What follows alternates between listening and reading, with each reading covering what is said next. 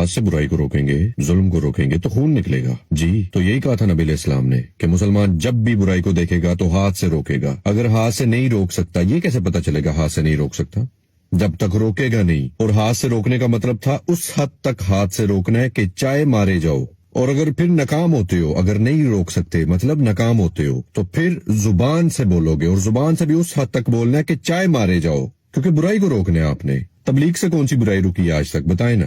تبلیغ کا مطلب امر بالمعروف و نہی عن المنکر نہیں ہے. وہ اللہ تعالیٰ نے بتایا، اسی آیت میں بتایا ہے کہ تبلیغ کیا ہے اور امر بالمعروف و نہی عن المنکر کیا ہے. اور پھر دل میں برا جانے گا، اور دل میں برا جانے گا، نفرت کرے گا اس گناہ سے، اور دل میں اس حد تک برا جانے گا کہ اگر موقع ملا تو زبان چلاؤں گا، اور اگر پھر زیادہ موقع ملا تو ہاتھ چلاؤں گا. کیا ہوگا؟ مارا جاؤں گا. یہی ہوگا نا.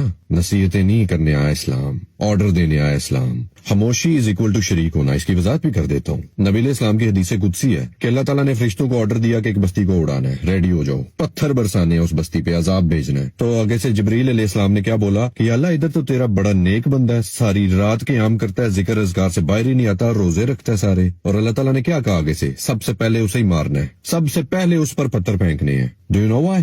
کیونکہ وہ خاموش ہے. وہ بیٹھا ہوا ہے، اپنی خانقاہ چمکا رہا ہے، اپنے ذکر اذکار کر رہا ہے، اپنے روزے نمازیں کر رہا ہے، لیکن ظلم کے خلاف نہیں کھڑا ہو رہا. اس ساتھ بستی میں آگ لگی پڑی ہے، ساتھ بستی میں ہر طرح کا چیپ لیول کا گناہ ہو رہا ہے، بٹ ہی از لائک مجھے اللہ مل جائے، باقیوں کے کوئی نہیں ٹینشن، مجھے میری جنت مل جائے. اپنی جنت کے چکر میں لوگوں کی زندگیاں جہنم بنانا بند کریں.